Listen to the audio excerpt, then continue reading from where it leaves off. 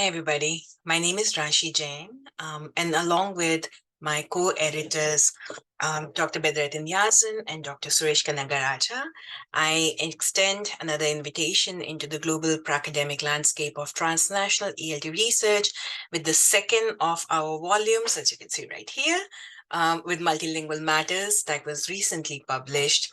So why do we have another volume with Multilingual Matters? Well, sometimes some explorations require a follow-up act, and this is where this volume comes in: Transnational Research in English Language Teaching, Critical Practices and Identities, because it continues the conversation we started in its sister volume, Transnational Identities and Practices in English Language Teaching, Critical Inquiries from Diverse Practitioners, by complementing the practitioner-led self-inquiries in the first volume with inquiries by researchers looking at others' ELT-related practices in this second volume.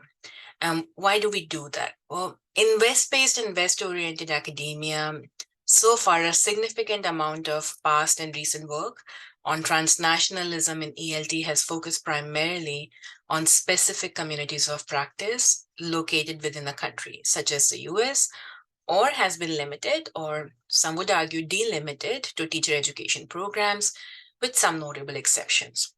More needed to be done, as we discovered, to create a more comprehensive and inclusive understanding of the complex global ELT landscape across countries, across English language teaching and learning settings.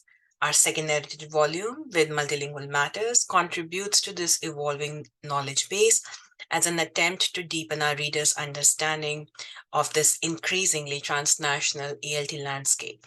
We are proud to highlight, especially, that along with us, the researchers and the participants in this volume collectively represent 15 countries of origin: Afghanistan, China, Costa Rica, Hungary, India, Indonesia, Mexico, Russia, South Korea, Sri Lanka, Syria, Turkey, the UAE, the US, and Vietnam. It's a truly diverse set of voices from global academia. Further, while many of us are currently embedded in the US, the studies in this volume showcase transnational identities and practices formed and informed by both countries, home and host, and include narratives that are not unidirectional, that is, from home to host only.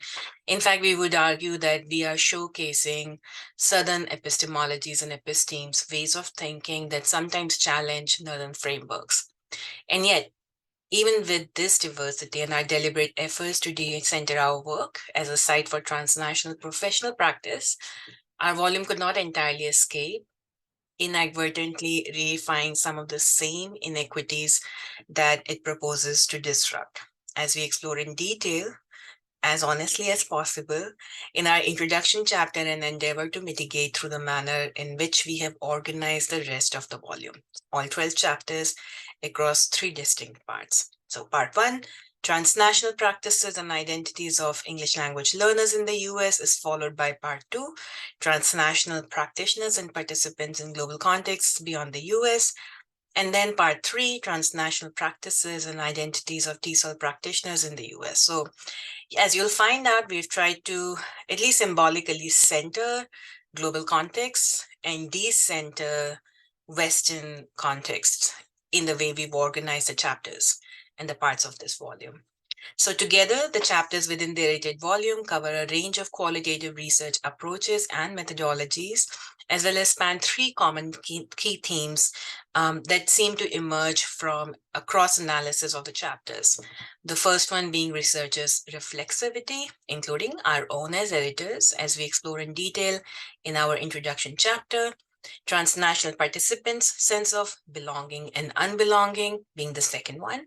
And then finally, the overlaps between translingualism and transnationalism.